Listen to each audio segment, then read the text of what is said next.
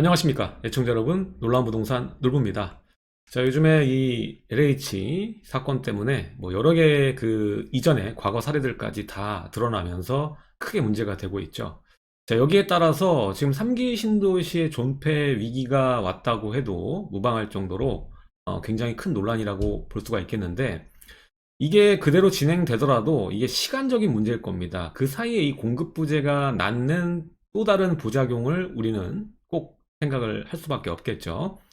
자, 여기에 더불어서 이제 신도시들이 들어서게 되면은 아무래도 이 인구가 감소하는 현상과 서로 상충되면서 차후 미래에는 분명히 살아남는 도시와 죽는 도시, 이 두 가지로 양분될 것이 너무나도 분명하게 보이고 있습니다. 그래서 오늘은 인구가 앞으로 모여들 수 있는 이 인구에 따라서 도시의 존립이 바뀌게 되는 그 현상에 대해서 오늘 살펴보고, 최근에 인구가 증가하는 도시 5군데 여러분들과 함께 살펴보면서 여러 가지 이야기를 함께 나눠보도록 하겠습니다. 자, 시청하시기 전에 좋아요와 구독하기, 그리고 하단에 멤버십 가입해주시면 놀라운 부동산 강의까지 시청이 가능합니다. 자, 이번에 인구가 미래다라는 주제를 통해서 멤버십에서는 오늘 이야기 나올 5도시 중에 하나하나 차례대로 분석을 하는 지역 분석 영상을 멤버십을 통해서 올리도록 하겠습니다. 자, 그럼 지금 시작하겠습니다.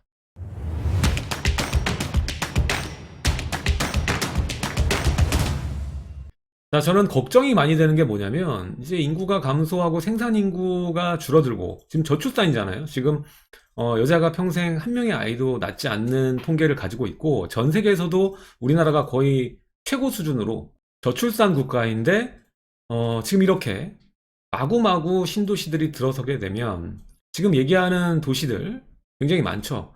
지금 얘기 나오는 신도시만 해도 이제 5군데가 되는데, 이것들이 지어지면 과연 이 수도권의 미래는 어떻게 될까? 여기에 대한 의구심이 굉장히 많이 듭니다.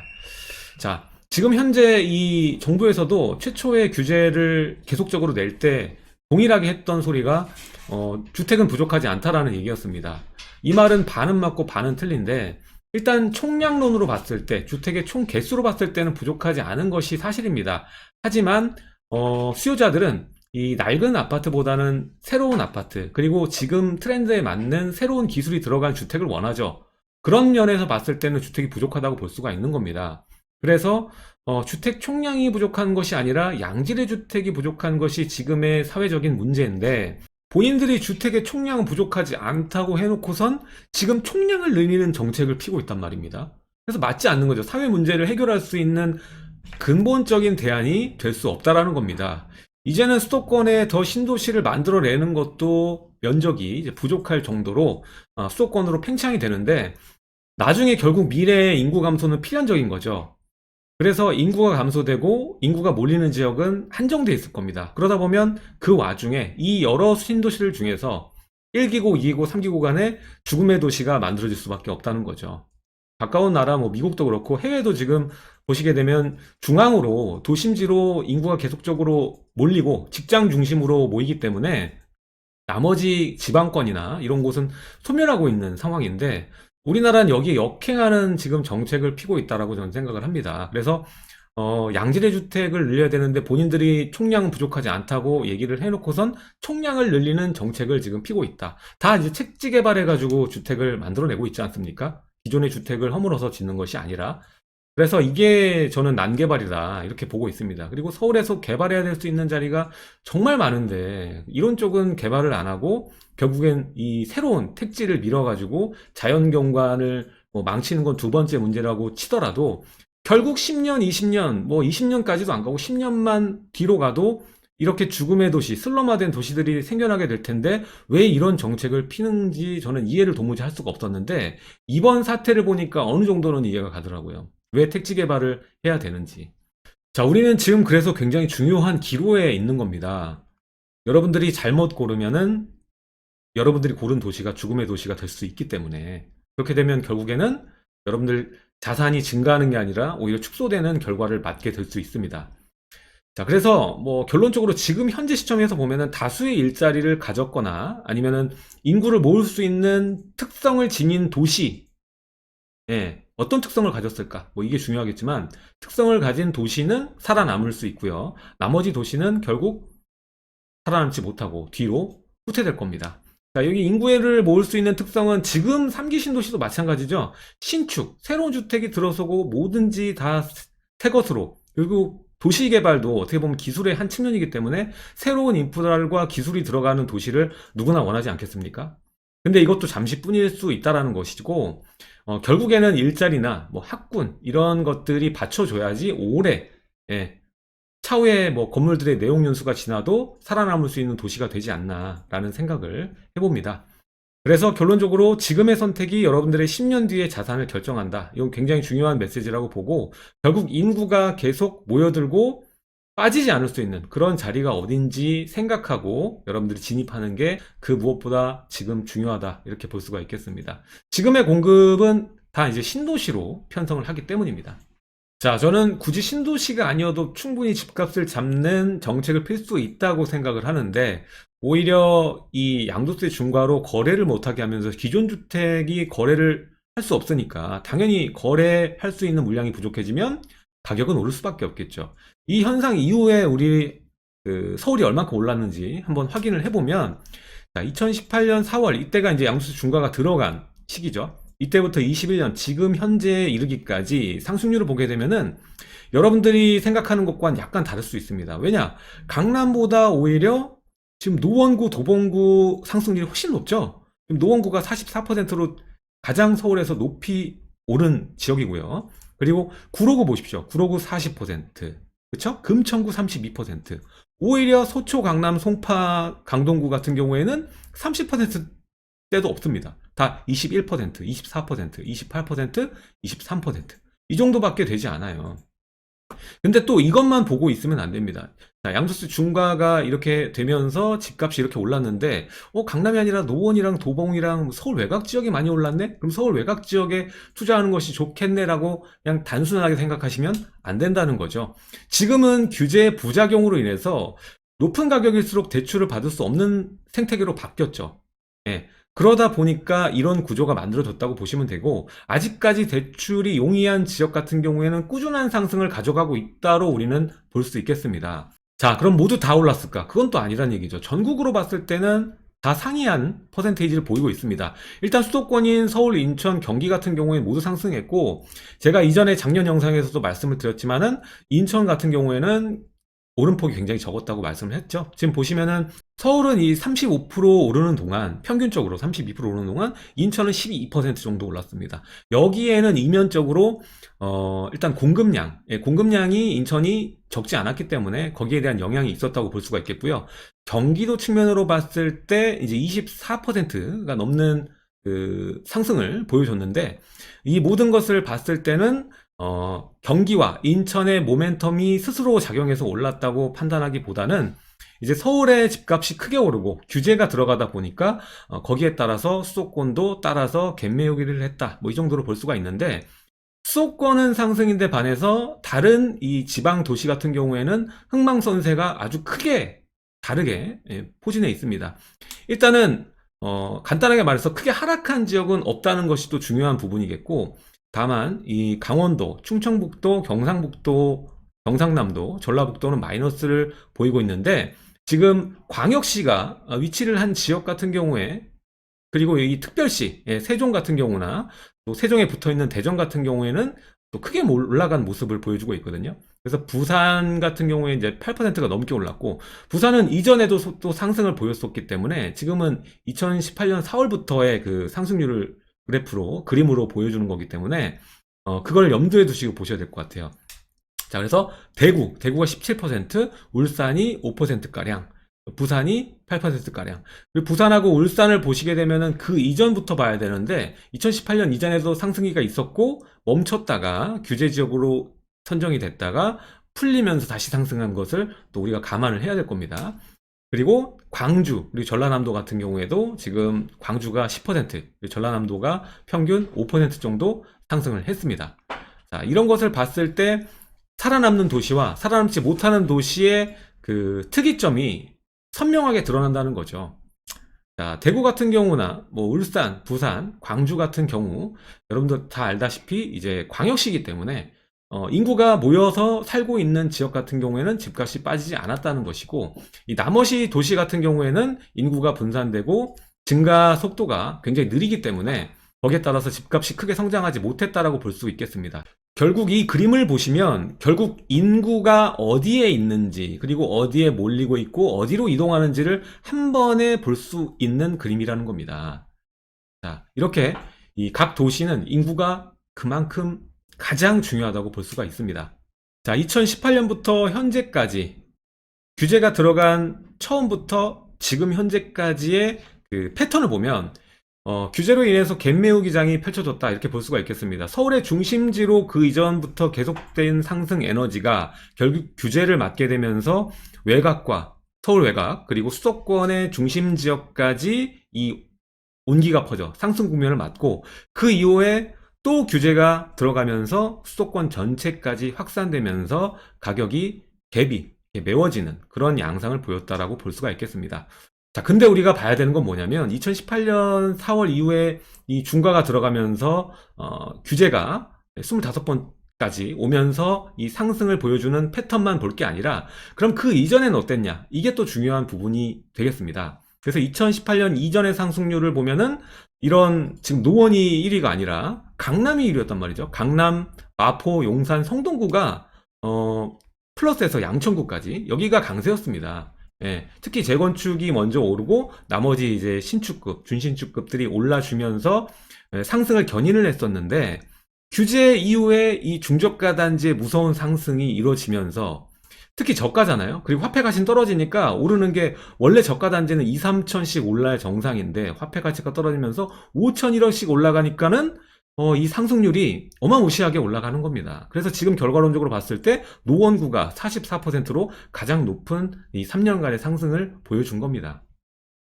자, 그래서 결론적으로 보면은 이 패턴을 보면 매매가가 결국 상승했고, 그리고 임대가까지 많이 올랐죠. 또 임대입법도 하나로 또 모멘텀으로 작용을 하다 보니까 우리가 걱정해야 되는 부분은 이 상당 기간 동안, 지금 3기 신도시가 들어서기 전까지의 그 상당 기간 공급 부재가 있기 때문에 추가적인 가격 상승 현상이 나타날 수밖에 없고, 이것은 전국에 평균적으로 올라가는 것이 아니라 지금과 같이 각 지역마다 다른 모양새로 상승과 하락하는 도시들이 생겨나게 될 겁니다. 그럼 우리는 어떻게 해야 되겠습니까?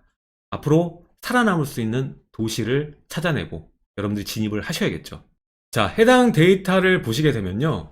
3년 전, 그러니까 2018년 데이터가 나오거든요. 그래서 2015년부터 다주택자 중과 규제가 들어가기 전까지의 상승률이 나오고요.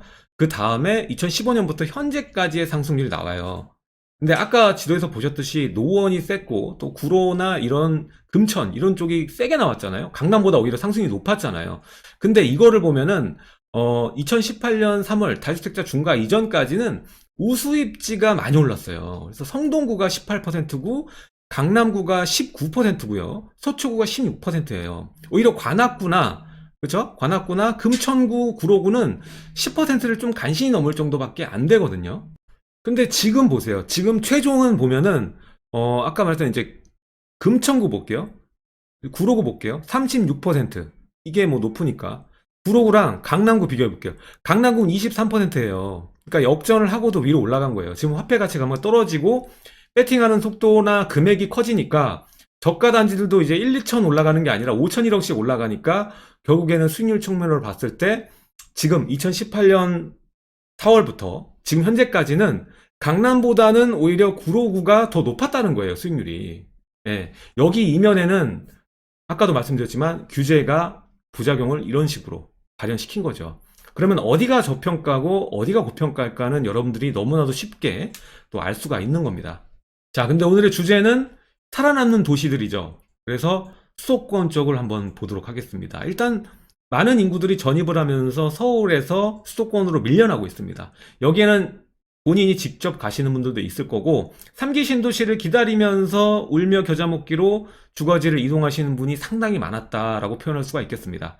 그래서 어찌됐든 간에 수도권으로 수요자들이 지금 이동을 하고 있는데, 감안을 해서 봐야겠죠. 지금 전입하는 인구들이 과연 이 도시에 남을 것인가 아니면 빠져나갈 것인가를 잘 우리가 판단을 해야 되는 겁니다. 자, 일단은 서울에서는 인구가 계속적으로 빠져나가고 있습니다. 2011년부터 쭉 내려가고 있죠. 그래서 지금 현재 2021년 2월 달로 보시게 되면은 964만 8천여 명이 서울에 거주를 하고 있습니다. 자, 인구가 왜 중요한지는 앞선 사례에서 보여드렸습니다. 전국의 온도차가 인구의 수에 따라 극명하게 달리고 있고 주택가격 상승에도 영향을 미치고 있는 것을 우린 봤습니다. 자, 인구의 증가에는 원인과 인구가 증가하는 원인, 그리고 인구가 증가했기 때문에 따르는 결과가 있습니다. 그 결과를 우리가 미리 예측하면서 그 도시에 진입하게 되는 것이죠. 자, 여기에는 인구 증가의 요인에는 업무단지가 구성이 된다거나 아니면 신도시가 개발되면서 모두 신축으로 바뀌어서 주거 환경이 지금 트렌드에 맞거나 그렇게 되면 인구가 증가하게 되는 것이죠.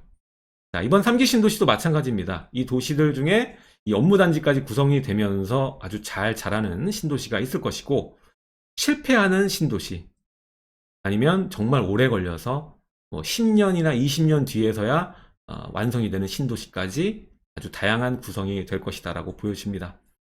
자, 단순하게 그냥 새로운 신축으로만 구성하고 모멘텀이 없다면 배드타운 역할밖에는 할 수가 없습니다. 자, 그래서 업무지와 연계된 도시가 살아남는다. 이건 너무 단순하고 많이 얘기해드렸던 부분이죠. 자, 특히 뭐 서울권과 붙어있는 인접지의 경우에는 서울의 업무지를 서로 공유하기 때문에 크게 뭐 하락하거나 슬럼화되거나 이런 측면에서는 어느 정도 하방 경직도가 생겨나겠죠. 다만 거리도 멀고 업무지와의 그 인접 물리적인 거리나 시간적인 거리가 멀다면 살아남기 어려운 도시가 될 겁니다.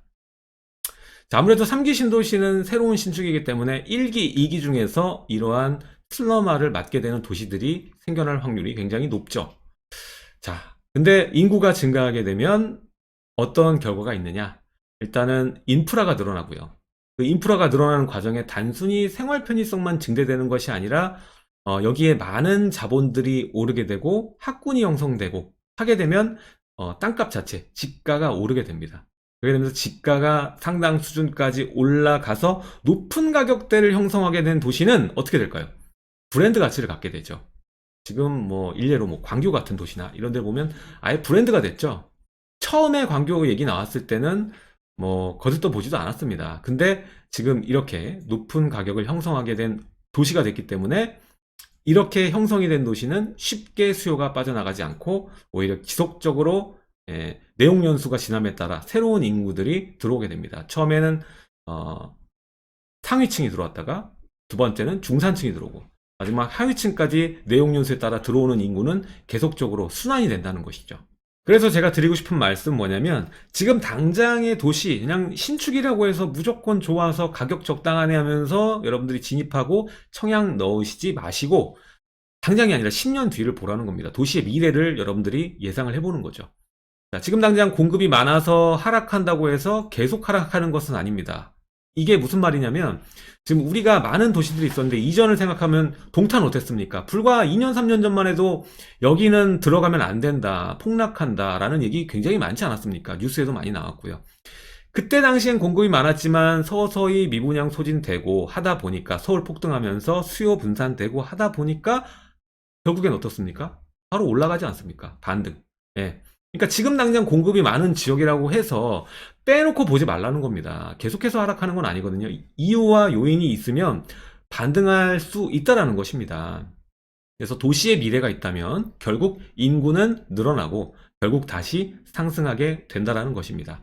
그래서 우리가 예측을 해볼 때는 가장 중요한 건 일자리입니다. 일자리는 사람을 떠나지 못하게 합니다. 그래서 일자리와 개발호재 중에서도 교통호재가 좋은 곳이 가장 많이 오르고요. 서울의 직장과 연계된 노선이 설립되는 지역. 그리고 두 번째가 이제 시설물들 있죠. 특히 이제 여러분들 잘 알다시피 과천과 세종 같은 경우 어땠습니까? 관공서들이 들어오고 이런 특별 계획 지역 같은 경우에는 아주 큰 가격 상승을 봤죠. 지금이야 세종이 굉장히 뜨겁지만 최초에 설립되고 일정 기간 동안은 정말 죽어도 안 오르는 도시 중에 하나였습니다. 최근에서 이렇게 된 건데 이런 부분들도 여러분들이 아까 첫 번째 설명했던 당장이 공급이 많아서 하락하고 오르지 않는다고 해서 계속 그런 자리는 아니라는 것. 예, 세종도 이걸 보여준 거네요. 동탄도 그렇고요. 자, 그래서 이런 토대를 가지고 이제 인구가 늘어나는 도시 중에서 인구가 정말 많이 늘어나는 지역, 서울 수도권 중에서 서울에 인접한 수도권 중에서 5군데를 제가 뽑아봤습니다. 한번 보시고 여러분들이 한번 가늠해 보시면 좋을 것 같아요. 이 도시에 대해서 연구를 해보면 좋을 것 같습니다. 그래서 제가 멤버십 영상에서는 차례로 이 도시들을 분석하는 영상을 한 번씩 만들어서 업로드를 할 생각이니까 멤버십 가입도 많이 해주시기 바라겠습니다. 첫 번째, 인구가 가장 많이 늘어난 지역은 김포시입니다. 김포시 보면은 뭐 드라마틱하게 쫙 서서히 올라가죠. 특히 이 3기 신도시 관련해서 이 미리 전입한 인구들이 몰리는 자리는 조금 여러분들이 생각해 볼 필요가 있거든요. 지금 인구가 많이 늘어난다고 해서 과연 이 도시의 순증 인구가 될 것이냐 아니면 나중에 빠질 인구가 될 것이냐 이런 거를 파악해야 되기 때문에 그렇습니다. 그래서 인구가 가장 많이 들어가는 지역 보면 김포시인데 여기는 3기 신도시와의 연관성이 있기보다는 이 서울의 마곡지구와 연결되는 김포공항과 마곡지구에 연계되는 지역이기 때문에 거기에 따른 인구의 유입이 많았다라고 볼 수가 있겠고요. 이제 김포시 같은 경우에는 이제 서울에 비해서 그리고 다른 도시들에 비해서 가격이 워낙 저렴했기 때문에 많이 인구도 들어왔고 좀 가격 성장을 이뤄가는 모양새를 보이고 있다라고 볼 수가 있겠습니다. 그리고 아까 앞선 데이터에서 서울의 외곽까지 이제 많이 올랐습니다. 노원구가 44%이기 때문에 이제는 수도권 중에서 인구가 늘어나고 이제 슈퍼 도시가 될 수 있는 자리를 찾아서 진입하는 것이 어떻게 보면 좋은 전략 중 하나다라고 저는 생각을 합니다. 그래서 인구가 늘어나는 지역들을 여러분들이 유념 있게 봐야 되는데 이 첫 번째 도시가 이제 김포라는 거죠. 예, 김포의 하나의 문제점은 자체적인 이 업무 라인이 있지 않다라는 것입니다. 예, 근데 차후에 뭐 연계될 수 있는 이러한 그 라인이 하나 있죠. 이제 GTX가 어떻게 되는지 우리가 봐야 되는데 그 D노선이 만약에 여기에 개통이 된다라면 큰 호재로 작용해서 인구가 더 유입되는 결과를 맞을 수 있을 거라고 저는 생각이 됩니다. 다음 두 번째는 화성입니다. 화성은 아무래도 동탄의 영향이 컸는데 여기도 이제 3기 신도시의 그 전입 인구는 없는 도시죠. 그래서 인구 증가를 그냥 온전히 바라보시면 좋은데 여기도 보면 이제 이렇게 많이 증가를 했죠. 1년 전. 예, 그리고 지금 이렇게 보시면은 5만 명에서 또 3만 6천 명이 늘어나서 2019년에 77만 명이었는데 지금은 이제 86만 명에 달하는 인구가 이렇게 빨리 올라가는 지역 중 하나라는 겁니다. 그리고 여러분들 잘 알다시피 이제 동탄도 1과 2로 나뉘는데 예, 2의 그 발전이 지금 눈부시게 이루어지고 있고 입주가 되고 있는 상황이죠. 게다가 동탄에 또 SRT를 기준으로 해서 교통을 바탕으로 한 업무 지역 이게 연계가 되다 보니까 아주 좋은 도시라고 볼 수가 있겠습니다. 근데 몇 년 전만 해도 여기 폭락한다, 사면 안 된다 얘기 정말 많았죠. 그때 제가 동탄 사라고 했지 않습니까? 예. 자, 넘어가겠습니다. 자, 다음은 이제 시흥시입니다. 시흥시는 이제 신안산선의 영향권 아래에 있고 또 도시 개발이 많이 됐고 가보시면은 시흥도 천지개벽한 도시 중 하나입니다. 그래서 지금 여러 도시들이 있죠. 예, 차례대로 쭉 내려가가지고 도시들이 있고 얼마 전에 제가 장흥지구도 또 영상 찍어서 올리고 했었잖아요. 자, 보면 여기에도 지금 인구 증가가 2년 전 19년에 이건 오래전도 아니고 19년에 45만 4천 명 정도가 됐는데 지금 이제 50만 명 되니까 또 5만 명 정도가 또 인구가 증가한 겁니다. 그래서 이 도시도 여러분들 인용 있게 보시면 되는데 시흥에도 이 업무 자리가 굉장히 많은 축에 속하기 때문에 이 도시도 여러분들이 또 시흥은 굉장히 넓지 않습니까? 그러니까 여러분들 잘 또 한번 살펴보면서 연구를 해보면 좋은 도시 중 하나다. 네, 이렇게 말씀을 드리고 싶고요. 다음은 평택입니다. 평택도 폭락 얘기가 굉장히 많았던 자리잖아요. 근데 요즘에 좀 오르기 시작했는데 여기도 인구 증가가 좀 빠르게 이루어지고 있는 지역입니다. 그리고 업무 지역이 예정이 돼 있잖아요. 그리고 평택항을 중심으로 그리고 이 노선 이미 이제 지하철 노선이 있는 도시 아닙니까? 그래서 보니까 앞으로 미래가 기대되는 자리 중 하나고요. 여기도 이제 49만 명, 그러니까 50만 명 정도가 됐는데 지금 한 뭐 5만 명 가까이 늘어서 55만 명 가량 된다라고 보시면 되겠습니다. 그래서 여기도 3기 신도시의 유입과는 관련 없는 도시이기 때문에 이 인구가 늘어나는 게 확연하다라고 볼 수가 있겠습니다. 자, 다음은 하남인데요. 하남은 앞서 말씀드린 바와 같이 3기 신도시를 유념해서 들어온 인구가 많기 때문에 그걸 좀 감안해서 봐야겠지만 이미 2019년 이전까지의 그 발표 이전의 그 인구 증가를 보면은 가파르게 올라가는, 다른 도시는 천천히 이렇게 우상향하는 모습을 보이는데 이 하남은 급증하는 모양새를 보이잖아요. 딱 이때 2016년 이때부터 도시에 그 유입이 들어갔다고 보시면 되겠는데, 이때만 해도 이제 하남이 이제 입주가 시작되니까 송파구까지 전세가가 떨어지고 이랬던 경험이 있죠. 자, 그래서 보시게 되면 여기도 인구를 19년에 이제 26만 명가량 되는데 지금 이제 30만 명가량 된다. 그래서 여기도 인구 증가가 많은 도시고, 이 하남을 중심으로 봤을 때는 미사역 중심으로 한 지역과 앞으로 노선의 개발, 9호선이 또 연장이 되고 GTX 등호선이 되면은 하남시청에 들어갈 확률이 굉장히 높기 때문에 그 지역을 중심으로 좀 보면 될 것 같아요. 이제 하남에도 웬만한 우수한 단지 같은 경우에는 10억 이하 단지가 없는데, 그래도 이제 하남의 덕풍이라던가 아니면 하남시청 이 부근 쪽의 라인을 보시면은 아직 가격대가 10억 이하면서도 준수한 단지들이 꽤 있다라고 보시면 될 것 같습니다. 자, 다음은 남양주시인데요. 남양주시도 마찬가지 3기 신도시 관련해서 유입자들이 좀 많은 도시긴 합니다만, 여기도 마찬가지로 이 인구가 꾸준하게 늘어가는 도시거든요. 게다가 이제 9호선이 위로 연장되는 것과, 그리고 기존에도 우리가 유명한 지역, 뭐 별내라던가 진접 지역, 다산 지역, 이런 지역들이 앞으로 새로운 도시로 구성이 되면서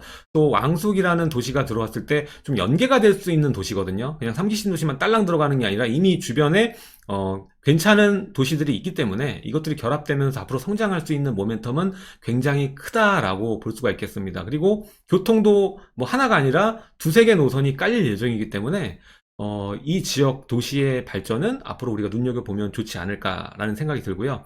이 남양주시도 굉장히 크죠. 그러니까 여러분들이 집중해서 보는데, 이런 도시 지역일수록 중심지를 봐야지 뭐 멀리 나가서 보시는 건 그닥 좋은 방향은 아니다. 싸니까는 뭐 멀리 나가서 있는 지역들 있지 않습니까? 그런 지역들보다는 중심 지역으로 전세 끼고라도 들어가는 것이 훨씬 나은 선택이다. 좀 이렇게 풀이할 수가 있겠습니다.